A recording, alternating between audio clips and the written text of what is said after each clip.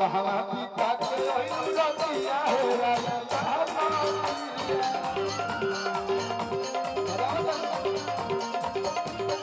कहवा पिता के रतिया हो राजा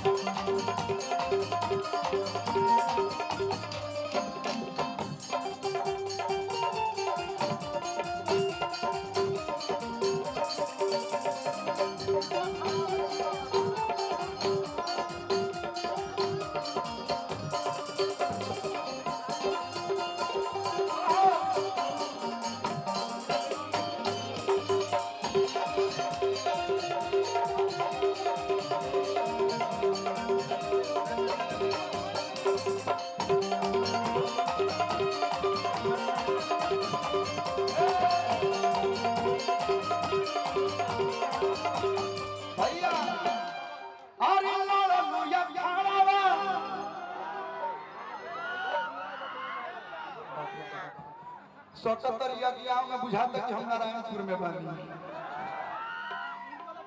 देखो लजाए के नहीं कि अनुज से जानते कि लड़का बोर हो गई तो हम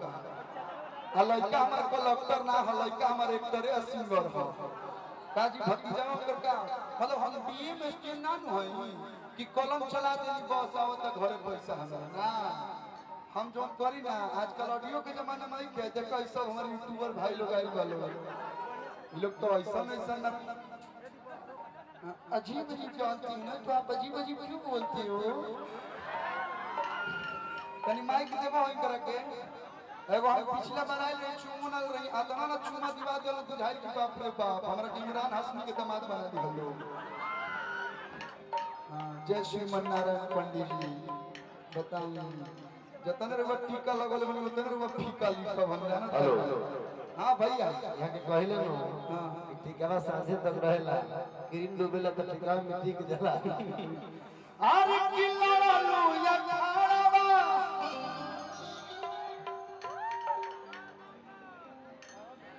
सांस नहीं आएगा समझे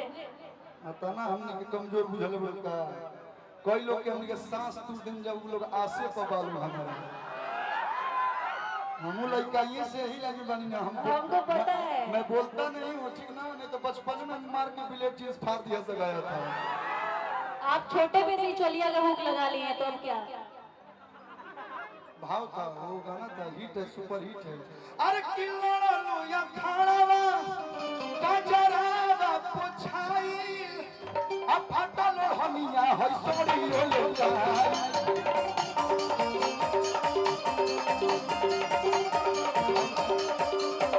हम बहुत साफ सुथरा पुराण को न धोने उठाई लोन अखाड़ा का जरा पुछाई फटल हमिया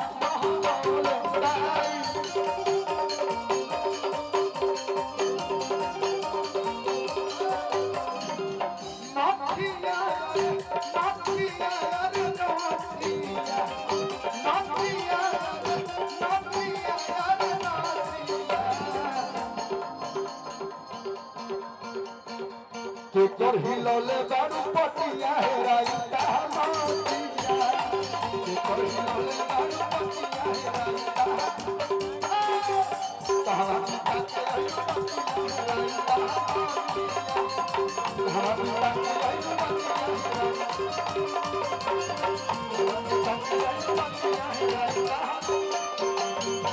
अच्छा लागल लोग तो प्यार भरा आशीर्वाद चौधर ताली बजा के प्यार दे हां डिंपल जी माइक ले ले बड़े वो कुछ बोली मामा खोली इधर आइए अब इतने हैंडसम है ना कि मैं अपने आप को कंट्रोल नहीं कर पाती पता है और ये तो हकीकत है ये मेरे पहला प्यार है सुनिए इधर आइए आप बहुत क्यों रहे सुनिए प्यार से नहीं होना जाता है हाथ पकड़े हैं तो फिर हमारे मुंह में बहुत कुछ बाहर निकला था हम निकाल देंगे देखिए अगर हाथ पकड़ते हैं तो बीच सभा में ले जाने से डरते नहीं है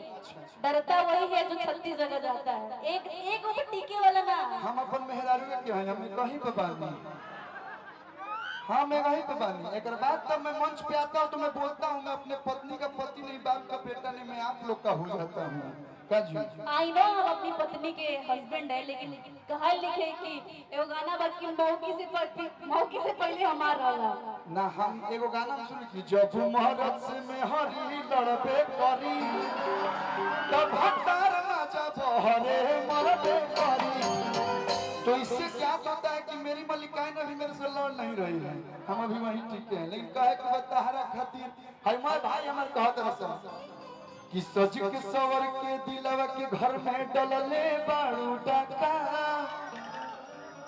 भाई तो हमारे बहुत बात कहत रसन कि तहार मिक्सी हमार मिक्सी दोनों के मिक्सी बा काला काला हमार पीसे नरम मसाला तहार पीसे कौन मिक्सी रखले बड़ू पीसा तर कियारा बक्सर एकदम रोहतास धोले मैं छिड़हेरी मचा देले बड़ू ए ना सज के सवर के दिलवा के घर में डलले बाड़ू डाका पानी कन्फ्यूज तनी कर कन्फर्म बात कह तू पता है। और बहुत लोग इधर कंफ्यूज बा, बहुत लोग एगो चीज के लेके कंफ्यूज बा कि आप लाइसेंसी हो गई है कि अभी विदाउट लाइसेंसी हैं। कि पेन्हले तू सूट सलवार बड़ू हो पेन्हले तू सूट सलवार बड़ू हो। आई मैं भाई कहा था कि मैरिड बाड़ू की कुंवार बाड़ू हो पेन्हले तू सूट सलवार बाड़ू हो मैरिड बाड़ू की कुंवार बाड़ू। बात पूछने की रीजन बाकी कब उनसे प्यार होता है कब उनसे प्यार होता है। तार प्यार हो कि मेरे को किसी से प्यार नहीं होता है और आपसे ही हुआ है। बाकी किसी को मैंने स्टेज पे बोला है क्या कि मुझे किसी से प्यार है? हे बेबी माफ करो कभी नहीं बोला है, कभी नहीं। और चूंकि प्यार करती हूँ ना तो डंके के चोट पे करती हूँ और दुश्मनी भी करती हूँ तो डंके के चोट पे करती हूँ। वो अलग चैनल ढा लेती है प्यार के नाम कर लेते हैं बीबी से लंदन ढा लेती है एक बार अंकल जी। नहीं एक कहा जाता है ना कि प्यार किया बदनाम हो गए। प्यार किया इधर आइए प्यार किया बदनाम हो गए और चर्चे हमारे सरेआम हो गए। जालिम ने दिल उस वक्त तोड़ा जब हम उसके प्यार के गुलाम हो गए। समझे तो बात ये है। कौन रहला जो तार दिल तुरले बा दिल तुरला के सजा है मैं भाई के मिलता कि अरे पेन्हले तू सूट सलवार बाड़ू हो अरे कि मैरिड बाड़ू की सुना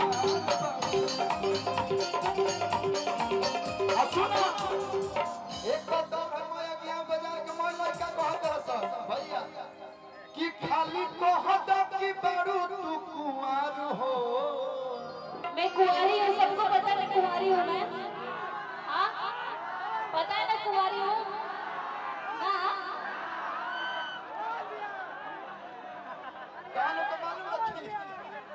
एक सेकंड मैं कुंवारी नहीं हूँ तो की करा जब ये अकेले नहीं हो।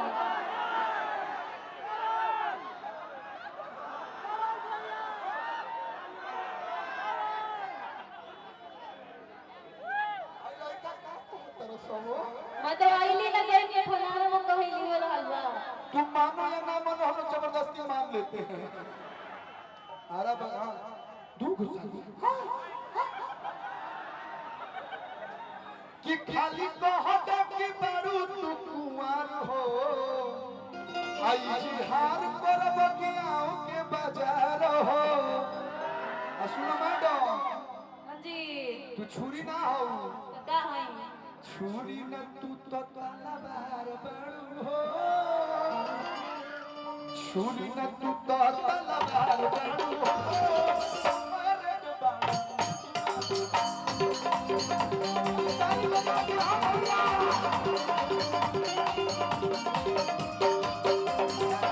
छुरी न तू तो तलवार बारू हो मैरिड बारू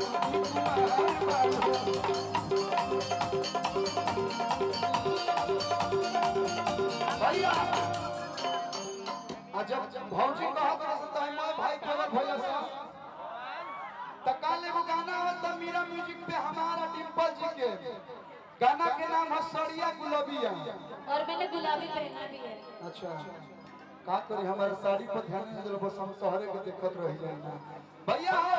कल मीरा म्यूजिक बाई सड़िया गुलाबिया के सुनी तनी हाथ उठा के बता दे रहा भैया। एक यहाँ बाजार से कमेंट आवे के चाहिए कि भाई के गीत सुन ले बनी उ गाना के बोल सुना दे रिलीज के पहला ही सुनाएंगे क्यों।